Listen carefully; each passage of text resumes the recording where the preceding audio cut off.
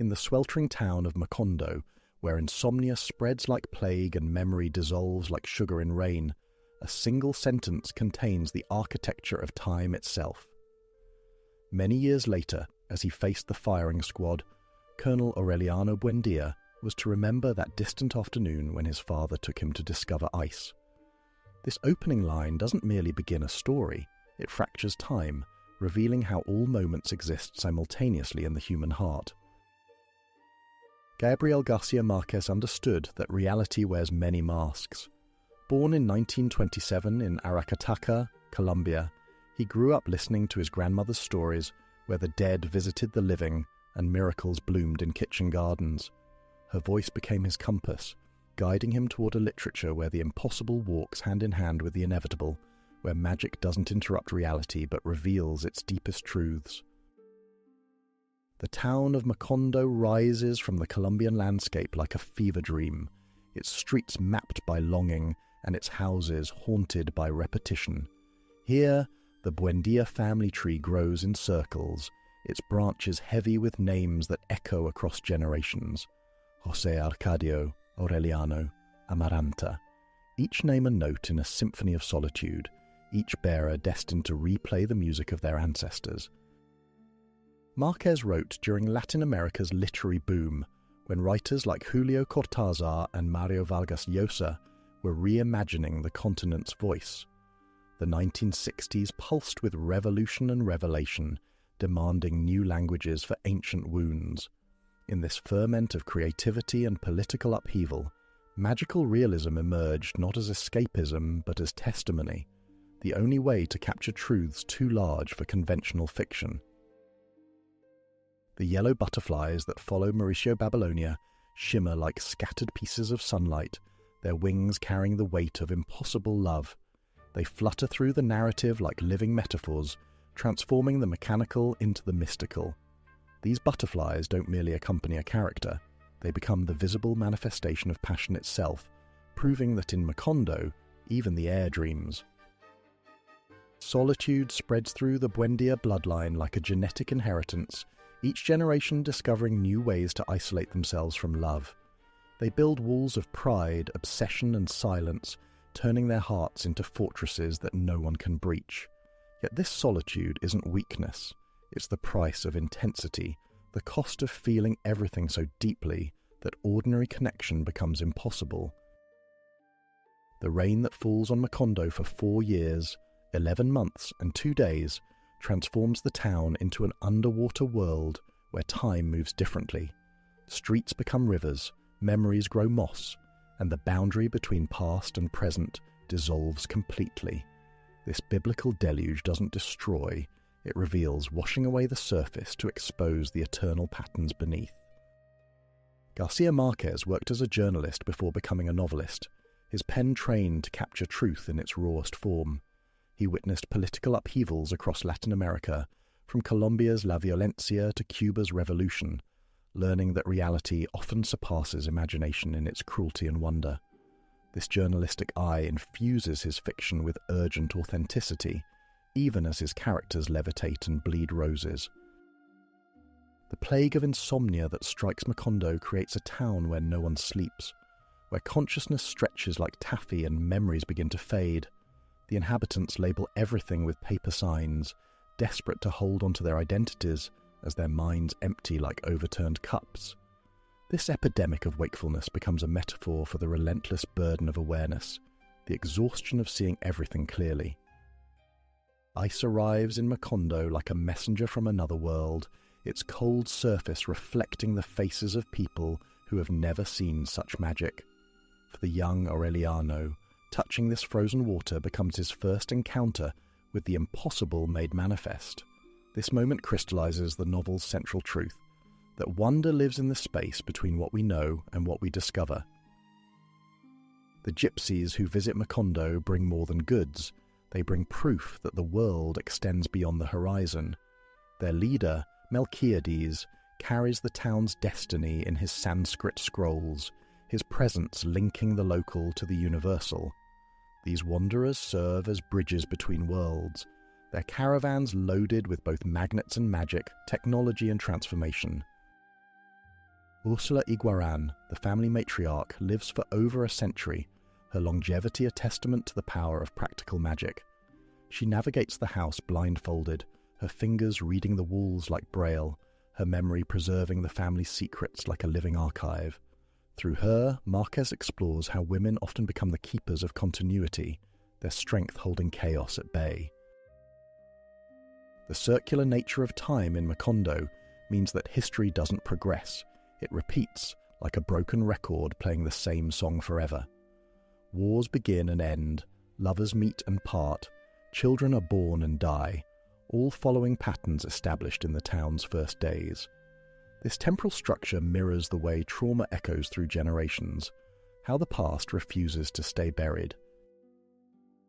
Colonel Aureliano Buendía fights 32 wars and loses them all, his defeats becoming a kind of victory over the illusion of progress. He makes little goldfish in his workshop, melting them down and starting again, his hands busy with futile perfection. These golden fish become symbols of artistic creation itself, beautiful, pointless, and somehow essential. The Nobel Prize Committee recognized García Márquez in 1982, acknowledging how his fiction had changed the world's understanding of Latin American reality. His acceptance speech spoke of a continent where the impossible is ordinary, where statistics read like fairy tales. This recognition validated magical realism as more than literary technique. It was a way of seeing, a form of resistance. Remedios. The beautiful ascends to heaven while hanging laundry, her beauty too pure for earthly containment. She rises like smoke, like prayer, like the collective longing of everyone who has ever watched her move. Her ascension transforms the mundane act of housework into a moment of transcendence, proving that the sacred hides in the everyday. The parchments of Melquiades contain the town's entire history, written in Sanskrit and mirrors, their prophecies unfolding with mathematical precision. These scrolls represent the power of storytelling to capture destiny, to transform chaos into pattern. Through these ancient texts, Márquez examines how narratives shape reality, how the act of writing creates the world it describes.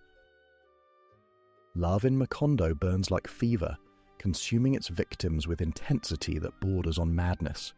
Characters fall in love with their own relatives, with impossible partners, with the very idea of desire itself. This incestuous attraction reveals how solitude breeds obsession, how isolation can transform a natural affection into destructive passion. The banana company arrives in Macondo like a golden invasion, bringing progress and exploitation in equal measure. The Americans build their empire on the town's sweat, their success measured in the workers' blood. This corporate colonization reflects Colombia's historical relationship with foreign powers, how development often comes at the cost of dignity. The massacre of the striking workers disappears from official history, erased as if it never happened. Only José Arcadio II remembers, his solitude deepened by bearing witness to atrocities that others refuse to acknowledge. This selective amnesia reveals how power writes history, how inconvenient truths vanish like smoke in the wind. Amaranta weaves her own funeral shroud by day and unravels it by night, her repetitive work becoming a meditation on mortality. Her fingers move like spiders, creating patterns that exist only to be destroyed and created again.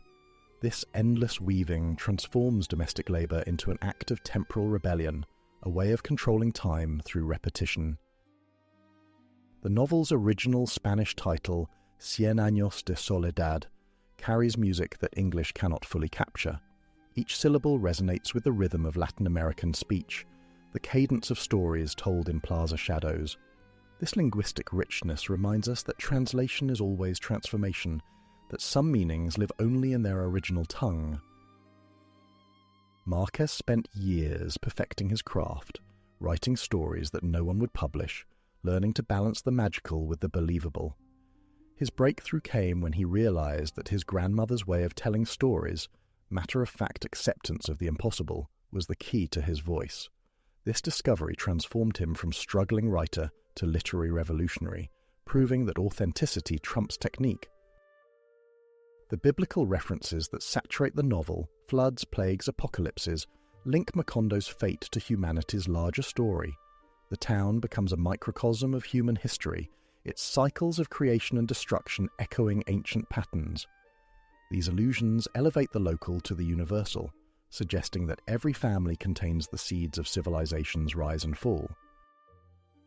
The concept of magical realism emerged from Latin American writers' need to describe realities that European literary traditions couldn't accommodate. In a continent where dictators perform miracles and miracles become everyday occurrences, the impossible is simply another fact. This literary movement gave voice to experiences that had been marginalized, making the peripheral central. Photography arrives in Macondo like a thief, stealing souls and preserving them in silver chemical dreams. The camera's eye captures what human memory cannot hold, yet these images become more real than the moments they preserve. This tension between memory and documentation explores how technology changes our relationship to the past. The house where the Buendias live grows and shrinks like a living thing, its rooms multiplying to accommodate new generations and new sorrows. Its walls absorb secrets, its mirrors reflect more than faces, its gardens bloom with both flowers and ghosts. This architectural organism becomes a character itself, its structure mirroring the family's psychological landscape. The wind that blows through Macondo carries messages from the dead, their whispers mixing with the rustle of leaves and the sound of time passing. This breeze connects all moments, making the past, present, and the future inevitable. In this atmospheric symphony, even the air participates in the town's magical reality. Márquez's influence extends far beyond literature, inspiring filmmakers, musicians, and visual artists to find their own versions of magical realism. His work proved that the margins could speak to the center, that the colonized could colonize consciousness. This cultural impact demonstrates how great literature doesn't just reflect reality, it creates new ways of seeing. The ants that eventually consume the last Buendía represent the inevitable victory of nature over human ambition. They march in perfect lines, their collective purpose erasing individual dreams, their patience outlasting human impatience. These tiny conquerors remind us that time belongs to the earth, not to the creatures who temporarily inhabit it.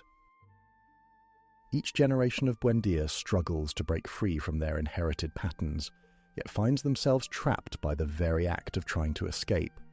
Their rebellion becomes another form of repetition, their resistance another link in the chain.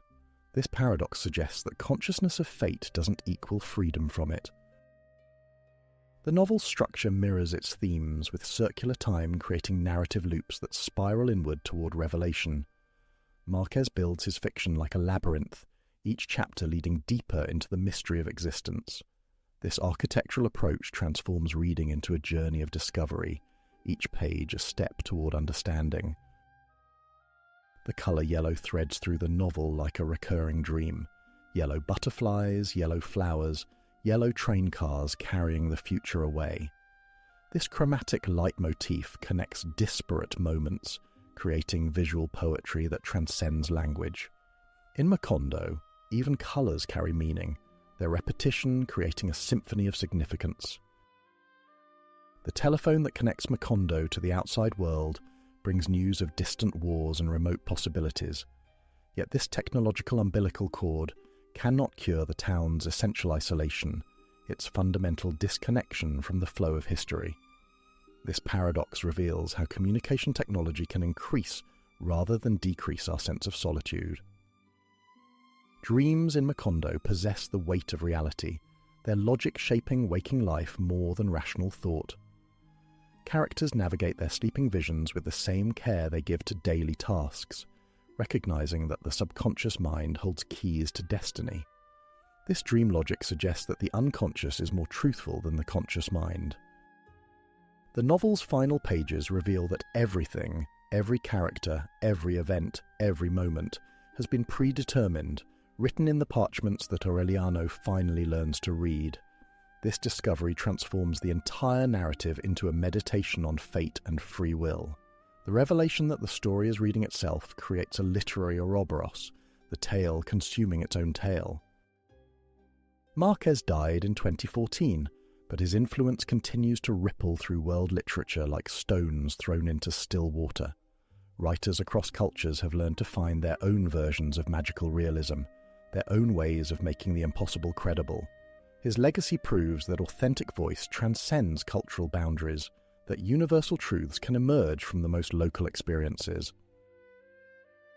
The novel's exploration of political violence resonates in our current moment, when truth itself has become contested territory.